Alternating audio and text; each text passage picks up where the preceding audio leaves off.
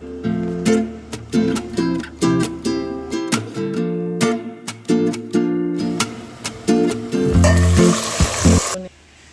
वालेकुम जी, क्या हाल चाल है जी? तुम्हारी ठीक ठाक हो जी? मैं भी बिल्कुल ठीक हूँ।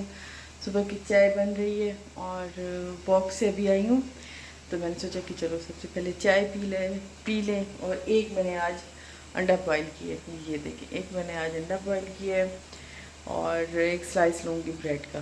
तो ये होगा नाश्ता और उसके बाद जाएंगे ऊपर, क्योंकि आज ईद के जो काफ़ी सारे कपड़े हैं वो आज मैंने सोच ही लिया धोने हैं, क्योंकि इतनी शदीद गर्मी पड़ी है। मशीन ऊपर है, ऊपर जाने की हिम्मत ही नहीं हो रही थी, तो इतनी शदीद गर्मी है। तो बस नीचे नीचे रहते हैं ज़्यादातर। ये नहीं कि एसी में ज़्यादातर रहते हैं, बस पंखा चला लेते हैं कि नीचे थोड़ा सा फ़र्क है, ऊपर से नीचे वाले पोर्शन में ना थोड़ा सा फ़र्क है। तो बस यहीं पे ही बैठते हैं।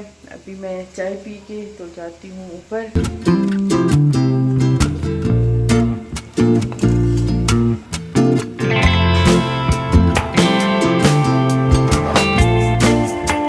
नाश्ता आज सुबह हमने चाय के साथ और उसके साथ मैंने अचार निकाला था। एक पराठा ही काफ़ी हो जाता है, या मैक्सिमम 2, क्योंकि बहुत ही कम खाया जाता है। एक ब्रेड मैं अपने लिए ज़रूर चाय के साथ ले लेती हूँ, तो इस तरह चाय का ज़रा मज़ा आ जाता है। अगर पापे ना हो तो फिर ब्रेड ले लेती हूँ और उसके बाद जी लग जाऊँगी काम पे, क्योंकि आज मेरे घर आने हैं मेहमान। और मेहमान को इतने ज़्यादा फॉर्मल नहीं है, मेरी अपनी कज़न है जो आपको पिछले दिनों मैंने बताया भी था। तो अब उसने अचार का बिज़नेस शुरू किया है। माशाल्लाह से उसका अचार इतना मज़ेदार है कि उसके अचार की इतनी डिमांड होती है। जब से उसने ये स्टार्ट किया है तो बस फिर वो काम करती चली गई है, क्योंकि डिमांड पे होता है ना, जब कोई चीज़ आपकी सेल हो, आपकी चले, तब आप उसको बना भी सकते हैं, क्योंकि ख़र्चे का काम है। तब वो अब उसने न्यू जो इस सीज़न का अचार है वो डाला है, और यहाँ पे उसने इसमें आम डाले हैं, कच्चे आम का अचार है, रसूड़े का है, सब्ज़ मिर्चें डाली हैं, इसमें चने डाले हैं, तो सारा मिक्स करके अचार उसने डाला है। तो ये जिसको भी चाहिए मैं नंबर नीचे दे दूँगी, तो आप जिसको भी चाहिए ना वो मेरे ख़्याल में हाँ डिलीवरी मंगवा सकते हैं।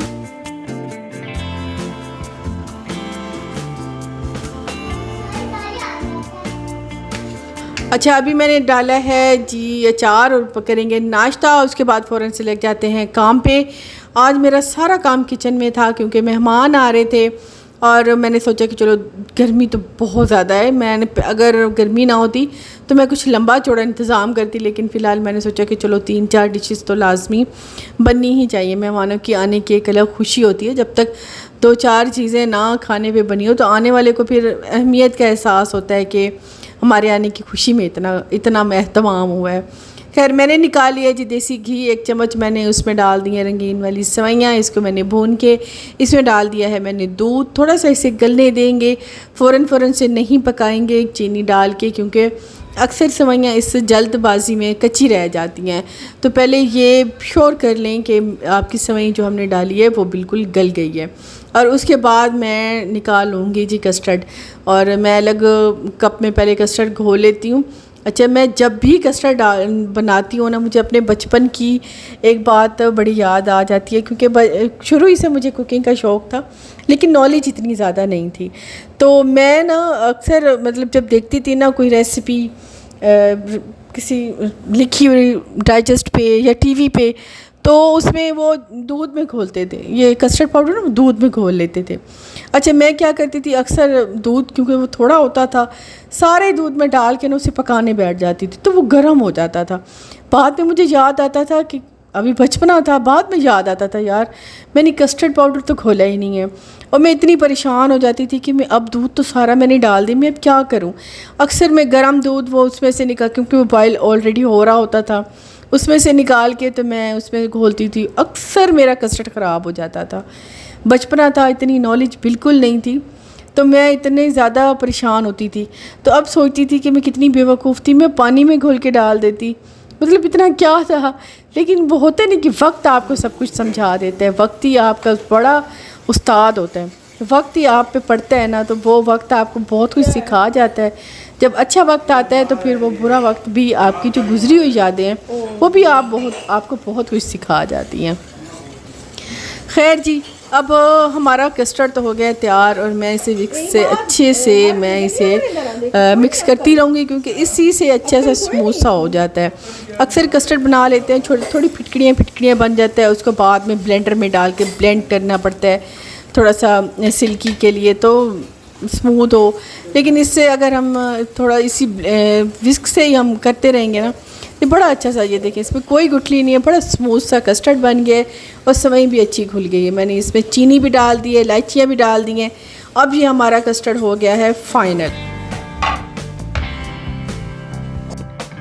ये स्वीट डिश इतनी आसान है ना, इतनी आसान रेसिपी है, कोई बच्चा भी बना ले और ये बड़ी मज़े की बनती है। सबसे पहले मैं इसे असम्बल करूँगी, एक नादी के घर भेजूँगी, एक मैं अपने मेहमानों को दूँगी, क्योंकि मीठा है और मेहमानों को शुगर भी है तो थोड़ा थोड़ा ही बनाएंगे।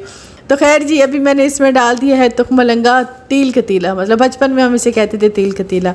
इसके साथ वो टुकड़ियों वाला फालूदा मिला करता था, गर्मियों में हम बड़े शौक़ से खाया करते थे बचपन में। तो जब ऐसी चीज़ें सामने आती हैं तो बचपन बड़ा अचानक से याद आ जाता है। तो अभी इसमें डाल देंगे जी तुखमलंगा दोनों में। इसको मैंने पहले भिगो के रख दिया था।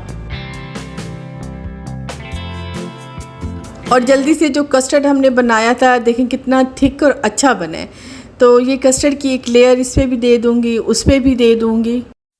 कस्टर्ड असेंबल करते करते ही लाइट चली गई है। खैर अभी फ्रूट डाल देती हूँ। मेरे पास अंगूर रखे हैं, आपके पास जो मर्ज़ी फ्रूट हो। मेरे पास इस टाइम मैंगो थे, अंगूर थे और था जी बनाना। बस ये 3 फ्रूट पड़े थे और आलू बुखारा था।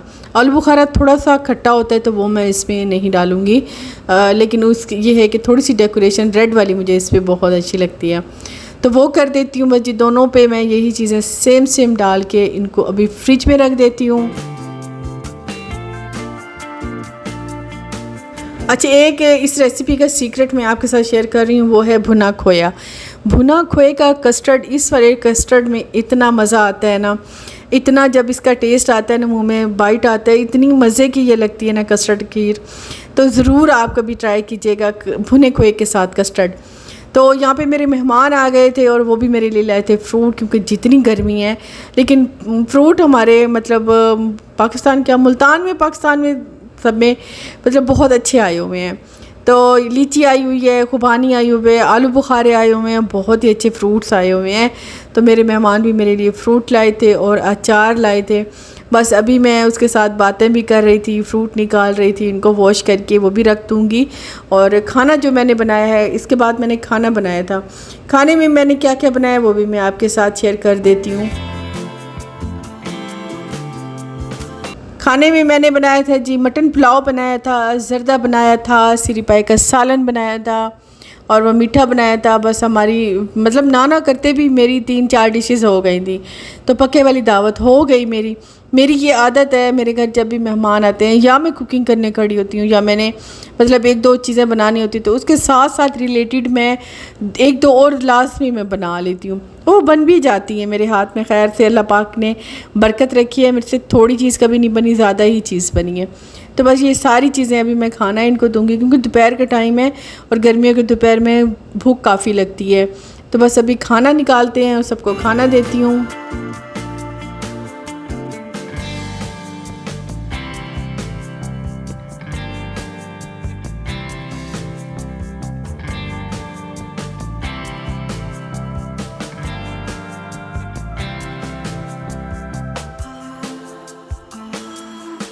चिली पाई भी मैंने सालन इनसे पहले ही डन कर दिया था, बस अभी लास्ट में डालना था पिसा गरम मसाला। तो उसने पिसा गरम मसाला डाला है और मेरे लिए अचार की बोतल लाई थी, नादी के लिए लाई थी। बस यहीं पे हमारी खड़ी खड़ी इतनी बातें होती हैं ना कि बस वो आते ही बातें शुरू हो जाती हैं।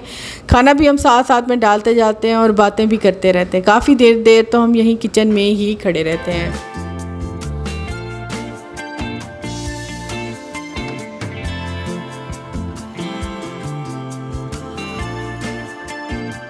खाना भी सारा गर्म किया था, चाहे जितनी गर्मी है फिर भी खाना गर्म ही अच्छा लगता है।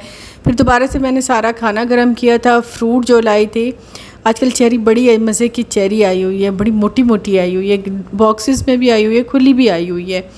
और फ्रूट जो लाई थी वो भी सारे वॉश करके रखूँगी, क्योंकि खाने के बाद यहीं किचन काउंटर पे रख देती हूँ। खाने के बाद कोई चलते फिरते खाते पीते रहते हैं, तो फिर ये है कि वॉश हुई पड़ी होती है ना, फिर कोई ख़तरा नहीं होता, चलो डर नहीं होता, साफ़ सुथरी होती है, तो बच्चे खा लें बड़े खा लें तो कोई मसला नहीं है। बस अभी यहाँ पे मैं खाना नीचे ही लगाऊंगी, क्योंकि अंदर एसी वाले कमरे में सब ने कहा था कि खाना नहीं खाएंगे, खाने के बाद उठ के अंदर चले जाएंगे। हाँ, अलबत्ता चाय अंदर पी लेंगे, लेकिन फ़िलहाल सब ने फिर नीचे ही बैठ के खाना खाया था।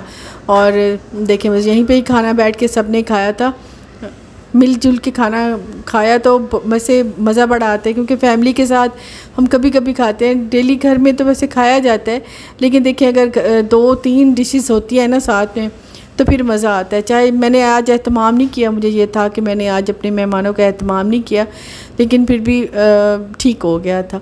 तो मेरी आज की वीडियो भी यहीं तक है। इंशाल्लाह जी नेक्स्ट में जल्दी मिलेंगे। वीडियो मेरी पसंद आ जाए तो लाइक ज़रूर कर दीजिएगा। Thank you for watching. अल्लाह हाफिज़।